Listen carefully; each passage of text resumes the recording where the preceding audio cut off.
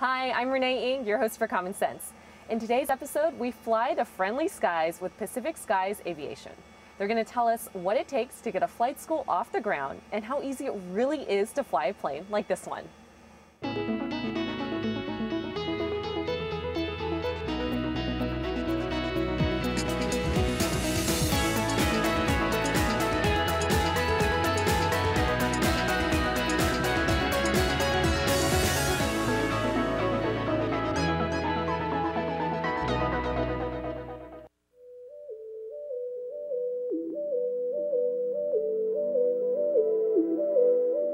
Afraid of heights? Don't let that stop you from learning how to fly.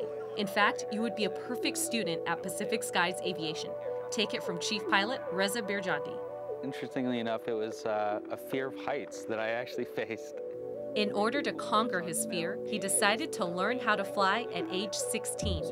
All my friends used to talk about it, and they said, why don't you go up and take a flight? And I did, and as soon as I took off, I just kind of fell in love with it. Reza has now been flying for over 20 years and accumulated over 7,000 hours of flight time. He started off as an instructor and eventually flew for a cargo company, but still taught students on the side. About 6 years into flying for the cargo company, I think I started gaining more students, and as I did that, I realized that's where I wanted to spend all my time.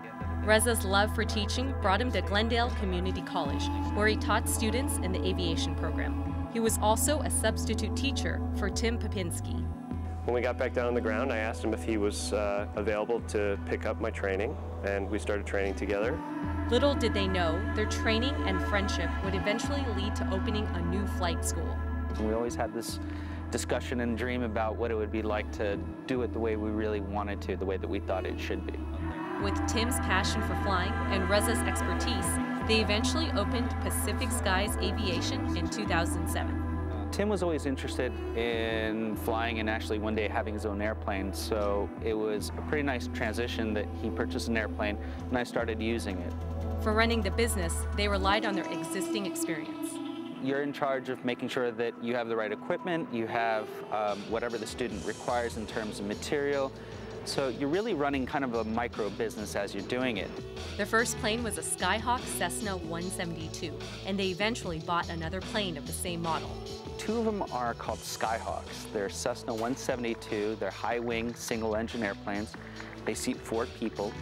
Cessna planes are very easy airplanes to learn on and very forgiving. Depending on their model year, they can cost anywhere from $30,000 for a 1950s model to several $100,000 for a more recent model. Eventually, they needed a third plane. We just got to the point where we had more students than we had airplane, and so we financed another airplane. Their third plane is called the Cirrus, which is a low-wing airplane and higher performing with a special safety feature. The safety factor for that airplane is that if something goes wrong, in the unlikely event that it does, that you do have a parachute system as a backup. Tim and Reza financed their growing business with the help of investors and their own savings. We did have to reach into our own pockets, and it wasn't easy, but we thought it was worth it. We believe in what we're doing. It also helps that the planes are essentially rented out each time a student takes a lesson. It's called a lease back, and so what you can do is actually use a student who has purchased an airplane, use the airplane to give other people flight instruction as well. The students rented by the hour, and there's also an additional instructor fee. Pacific Skies Aviation prides itself on maintaining clean planes. A clean aircraft also is more fuel efficient. It also looks nicer, and it makes people feel good about flying a clean aircraft. And a solid safety record.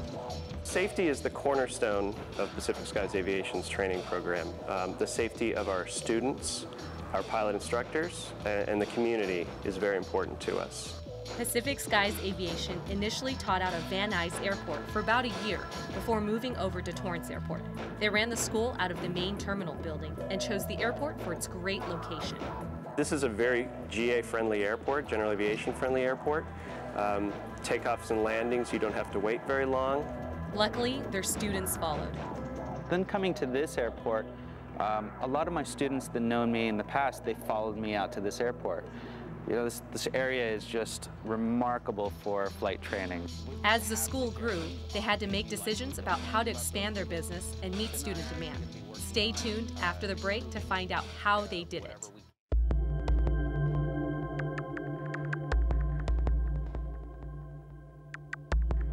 Welcome back to Common Sense. In this episode, we're exploring local flight school, Pacific Skies Aviation. They opened 5 years ago and have their own facility at Torrance Airport.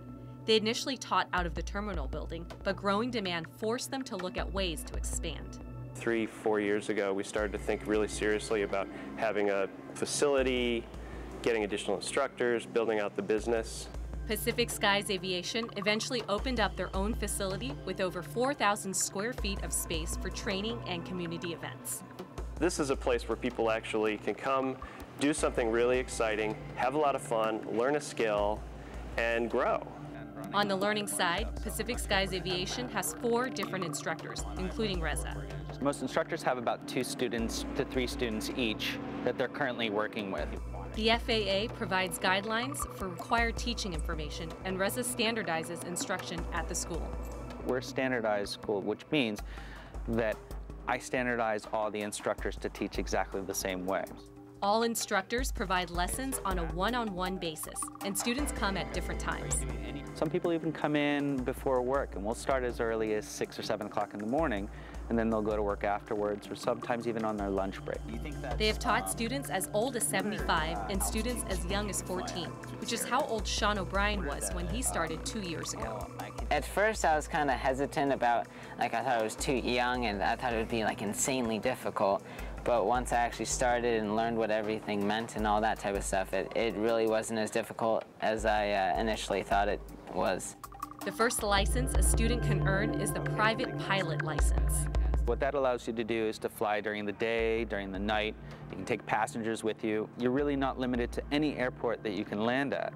Lessons are done on a per-hour basis and run between $200 and $300. The minimum number of hours required by the FAA is 40 hours.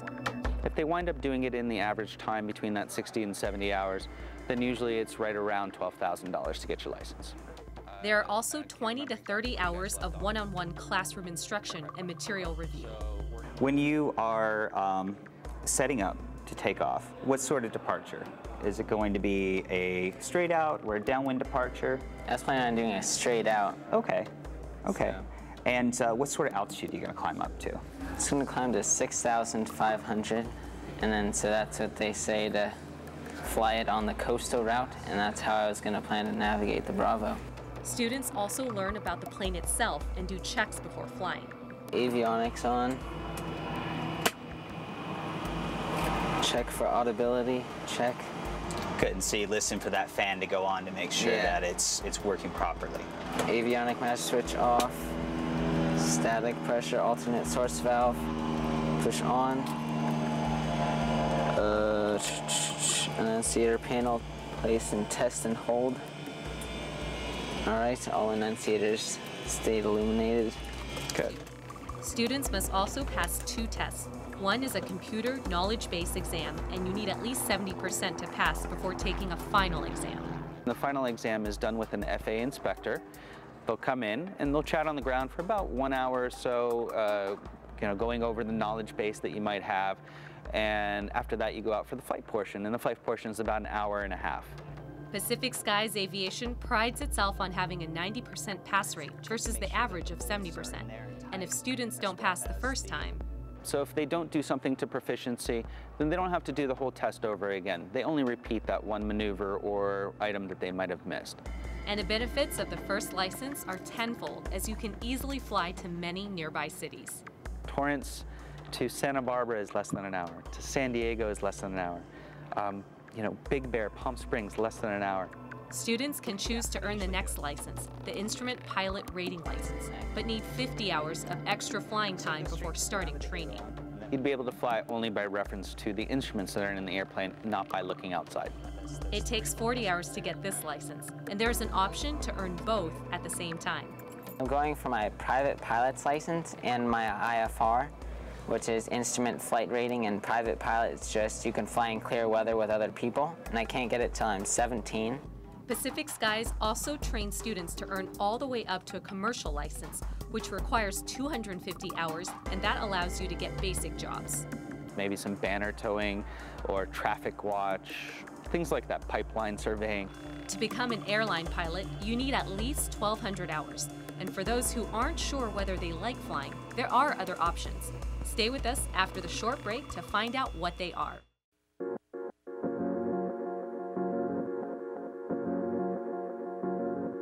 Welcome back to Common Sense. We're at Torrance Airport checking out the flight school, Pacific Skies Aviation. They opened in 2007 and recently opened a new training facility at the airport.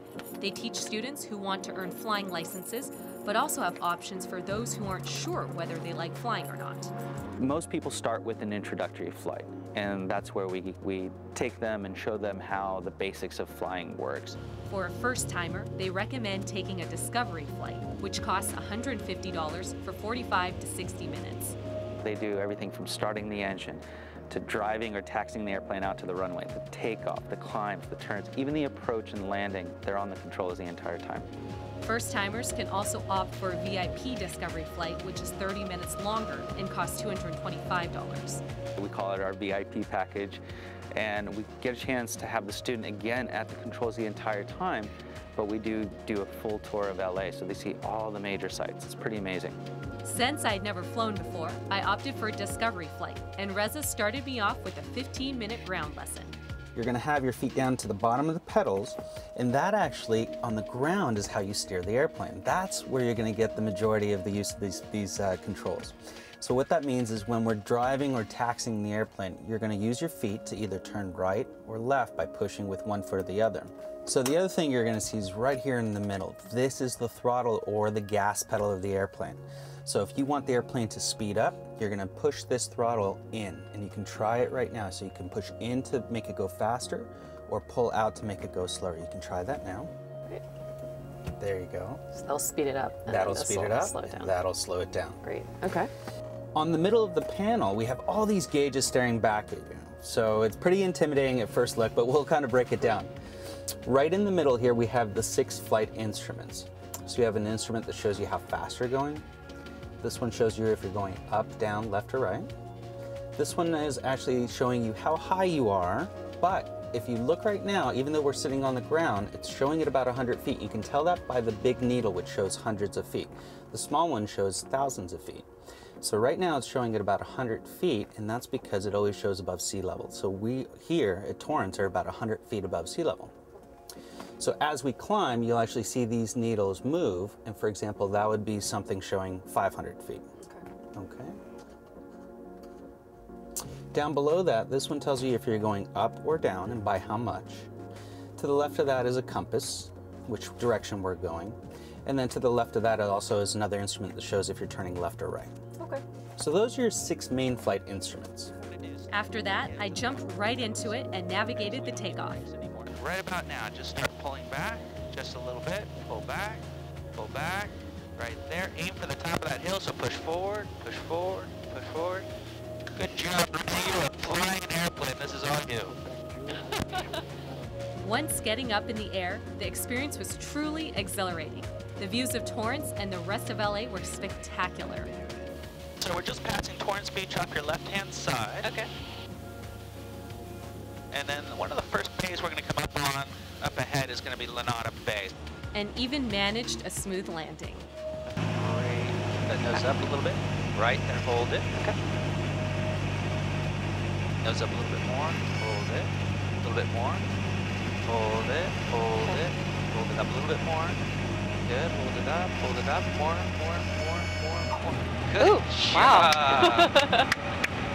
Aside from teaching, Pacific Skies Aviation is involved in spreading awareness about aviation. Stay with us after the break to find out how.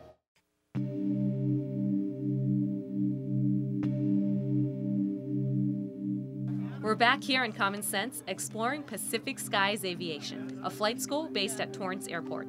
In the 5 years they have been in business, they have weathered storms like the recent economic recession. We also went through the Great Recession, and we kept flying, and we kept needing additional aircraft. The school even manages to survive industry downturns. Most flight schools, they have a downturn towards like the end of the year, around fall and winter. But we really haven't found that. Luckily, we've kept the growth going throughout that period as well. And even though there was a drop-off after 9/11. After 9/11, there was a big down slump in the people who wanted to go all the way through commercial. And the reason was because the airlines just stopped hiring. the school is starting to see an improvement. We now have a good bounce back from 9/11, so we think that, in the next 10 years, it's projected that there'll be a big hiring trend. Of course, running a business still has its everyday challenges. Having your own business is very stressful, but it also is very, very rewarding because you're not answering to anybody but yourselves. You make all the decisions yourself. They do have to be aware of their biggest expense, fuel. Called avgas, and it is more expensive than regular automotive gasoline. And they measure the revenue by whether the number of planes meets the demand of students. We sort of look at our revenue in the sense that we're continuing to need more aircraft. That's sort of like the barometer of is our business growing or not. With growth comes the need for funding. Now that we're growing, and as we're growing, we will need more funding. We're really hoping that the local community banks that we can return to and ask for the assistance. And the company hopes to grow in other ways. The next 5 or 10 years it's got growth written all over it, and not just in the size of our business or financially, but what we really aspire to do is to bring general aviation back into this community. To find out how they plan to bring aviation back into the community, don't go anywhere after this short break.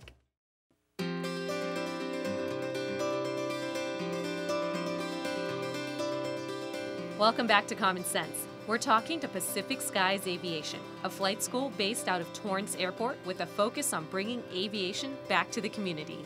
We don't just do flight training, we help with the museum programs, and we want to start doing outdoor barbecues and just fun things for the community to be involved with.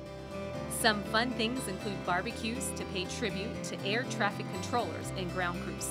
This helps to build relations in the community. They're very professional in their approach. They all look really professional. They all talk about their profession in a manner that befits, learning, not just, hanging out and flying airplanes.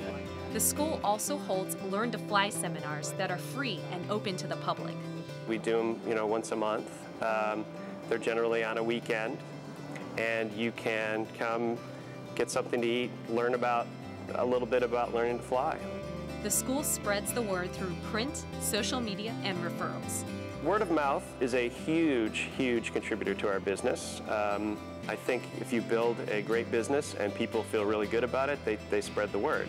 They also host events for professional organizations like Women of Aviation and the 99s, which support females in aviation.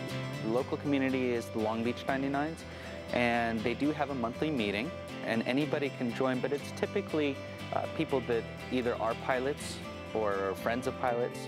And the school typically supports local charities by donating discovery flights. They also help to dispel misconceptions about flying. Being right next door to the Aviation Museum, it's a great way for us to just greet people as they walk by in the morning and meet them, and everyone's curious and has questions about flying. And hopefully, students will find a place where they feel at home. I think that when people come here, they'll also find the right environment that they want to be involved with. And with views like this, you can't help but want to jump right into flying. I'm Renee Ng, and thank you so much for watching Common Sense, where we offer a rare, behind-the-scenes look at local Torrance businesses and explore the secrets to their success.